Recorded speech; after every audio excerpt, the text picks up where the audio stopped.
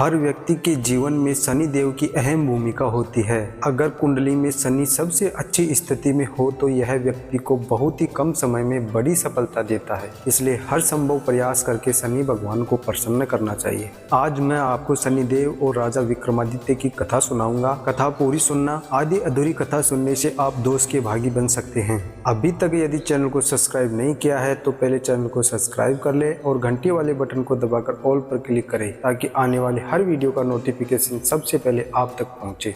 एक बार नवग्रहों में बहस हो गई कि नवग्रहों में सबसे उत्तम कौन है। इस बात के निष्कर्ष पर पहुंचने के लिए सभी देवता देवराज इंद्र के पास पहुंच गए। उन्होंने कहा, हे देवराज, अब आप ही निर्णय करें कि हम सब में से बड़ा कौन है। देवताओं द्वारा पूछे गए सवाल से देवराज इंद्र उलझन में पड़ गए। इंद्र देव ने कहा कि मैं इस प्रश्न का उत्तर नहीं दे सकता, मैं असमर्थ हूँ। इस सवाल का जवाब पाने के लिए वो सभी पृथ्वी लोक में उज्जैनी नगरी के राजा विक्रमादित्य के पास गए। राजा विक्रमादित्य के महल पहुंचकर सभी देवताओं ने प्रश्न किया कि हम सब नवग्रहों में से सबसे बड़ा कौन है। इस पर राजा विक्रमादित्य भी असमंजस में पड़ गए। वो सोच रहे थे कि सभी के पास अपनी अपनी शक्तियां हैं जिसके चलते वो महान हैं। अगर किसी को छोटा या बड़ा कहा गया तो उन्हें क्रोध के कारण काफी हानि हो सकती है। इसी बीच राजा को एक तरीका सूझा। उन्होंने 9 तरह की धातु बनवाई जिसमें स्वर्ण, रजत यानी चांदी, कांसा, ताम्र यानी कि तांबा,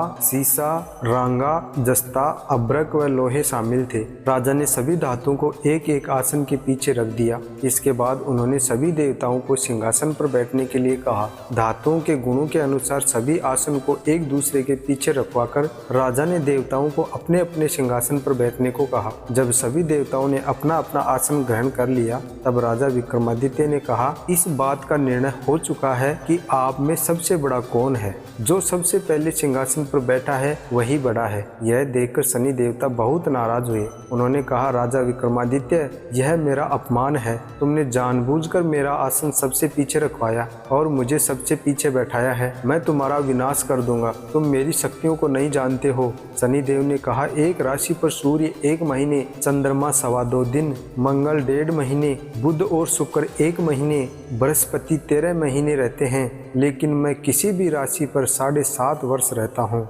मैंने अपने प्रकोप से बड़े बड़े देवताओं को भी पीड़ित किया है। मेरे ही प्रकोप के कारण श्री राम को वन में जाकर रहना पड़ा था क्योंकि उन पर 7.5 चल रही थी। रावण की मृत्यु भी इसी कारण हुई। अब तू भी मेरे प्रकोप से नहीं बच पाएगा। शनिदेव बहुत क्रोध में वहां से चले जाते हैं। वहीं बाकी के देवता खुशी खुशी वहां से चले गए। इसके बाद सब कुछ सामान्य ही चलता रहा। राजा विक्रमादित्य पहले की तरह ही न्याय करते रहे।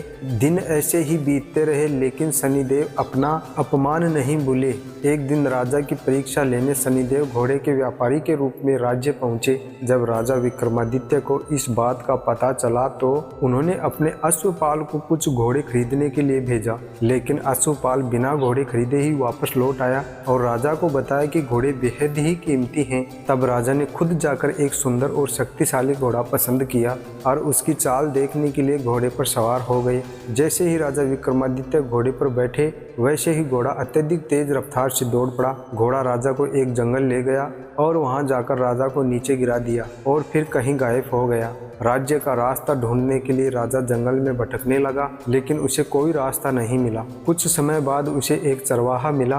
भूख प्यास से परेशान उस राजा ने चरवाहे से पानी मांगा। चरवाहे ने उसे पानी दिया और राजा ने उसे अपनी एक अंगूठी दे दी। रास्ता पूछकर राजा जंगल से निकल गया और पास में ही मौजूद एक नगर में पहुंच गया। एक सेठ की दुकान पर राजा कुछ आराम के लिए रुका। वहां सेठ से बातचीत करते हुए उसने बताया कि वो उज्जैनी नगरी से आया है। राजा कुछ देर तक उस दुकान पर बैठा।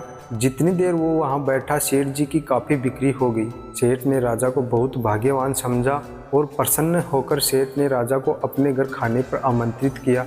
राजा सेठ के आमंत्रण को स्वीकार कर लेता है और उसके घर खाने पर चला जाता है। सेठ के घर में एक खूंटी पर सोने का हार लटका था। उसी कमरे में वो राजा को छोड़कर बाहर चला गया। कुछ समय बाद खूंटी उस सोने के हार को निगल गई। सेठ ने विक्रमादित्य से वापस आकर पूछा कि उसका हार कहाँ है। तब राजा ने उसे हार गायब होने की बात बताई। सेठ क्रोधित होकर बोला, भला एक खूंटी हार को कैसे निगल सकती है, और विक्रमादित्य के हाथ पैर कटवाने के लिए आदेश दे दिए। राजा विक्रमादित्य के हाथ पांव काटकर उसे नगर की सड़क पर छोड़ दिया गया।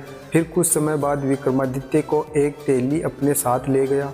तेली ने उसे अपने कोल्हू पर बैठा दिया। वह पूरा दिन बैलों का आवाज देकर हाँकता था। विक्रमादित्य का जीवन इसी तरह व्यतीत होता रहा। उस पर शनि की 7.5 थी, जिसके खत्म होने पर वर्षा ऋतु शुरू हुई। एक दिन राजा मेघ मल्हार गा रहा था। उसी समय उस नगर के राजा की बेटी राजकुमारी मोहिनी ने उसकी आवाज़ सुनी। उसे आवाज़ बेहद पसंद आई।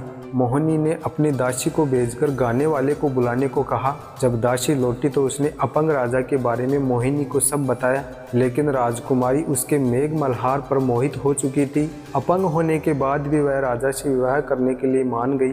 जब मोहिनी के माता पिता को इसका पता चला तो वो हैरान रह गए। रानी ने अपनी बेटी को समझाते हुए कहा कि तेरे भाग्य में किसी राजा की रानी का सुख है, तू इस अपंग से क्यों विवाह करना चाहती है। लेकिन समझाने के बावजूद भी राजकुमारी अड़ी रही। जिद को पूरा करने के लिए राजकुमारी ने खाना पीना छोड़ दिया। अपनी बेटी की खुशी के लिए राजा रानी ने अपंग विक्रमादित्य से मोहिनी का विवाह करने के लिए तैयार हो गए। दोनों का विवाह हुआ और वो तेली के घर रहने लगे। उसी दिन विक्रमादित्य के सपने में शनिदेव आए। शनिदेव ने कहा, राजा देखा तूने मेरा प्रकोप, मैं क्या कर सकता हूँ। तब राजा ने शनिदेव से क्षमा मांगी और अपने को क्षमा करने को कहा। उन्होंने कहा कि हे शनिदेव, जितना दुख आपने मुझे दिया है उतना किसी और को मत देना। इस पर शनिदेव ने कहा, राजा मैं तुम्हारी प्रार्थना स्वीकार करता हूँ। जो कोई व्यक्ति मुझे पूजेगा, व्रत करेगा और मेरी कथा सुनेगा, उस पर मेरी कृपा दृष्टि हमेशा बनी रहेगी। सुबह जब राजा विक्रमादित्य की नींद खुली तो उसने देखा कि उसके हाथ पांव वापस आ गए हैं। उन्होंने मन ही मन में शनिदेव को नमन किया। राजकुमारी भी विक्रमादित्य के हाथ पैर देखकर हैरान रह गई। तब राजा ने शनिदेव के प्रकोप की कथा सुनाई। जब सेठ को यह बात पता चली तो वो तेली के घर पहुंचा। उसने राजा विक्रमादित्य से उनके पैरों में गिरकर माफ़ी मांगी। राजा ने सेठ को माफ़ कर दिया। सेठ ने राजा को उसके घर जाकर भोजन करने के लिए कहा। भोजन करते हुए अचानक से ही खूंटी ने हार उगल दिया। सेठ यह देखकर सब कुछ समझ गया। सेठ जी ने अपनी बेटी का विवाह भी राजा के साथ कर दिया। उन्होंने उसे स्वर्ण आभूषण धन आदि देकर राजा के साथ विदा कर दिया। राजा विक्रमादित्य अपनी दोनों पत्नियों यानी राजकुमारी मोहिनी और सेठ की बेटी के साथ अपने राज्य उज्जैनी पहुंचे। सभी ने उनका स्वागत किया। इसके बाद राजा विक्रमादित्य ने पूरे राज्य में घोषणा करते हुए कहा कि आज से शनिदेव सब देवों में सर्वश्रेष्ठ माने जाएंगे। साथ ही शनिदेव का व्रत करें और व्रत कथा जरूर सुने। यह देखकर शनिदेव बहुत खुश हुए। व्रत करने और व्रत कथा सुनने से शनिदेव की कृपा रहने लगी और लोग आनंद पूर्वक रहने लगे। बोलो शनिदेव महाराज की जय। वीडियो पूरा देखने के लिए आपका बहुत बहुत धन्यवाद।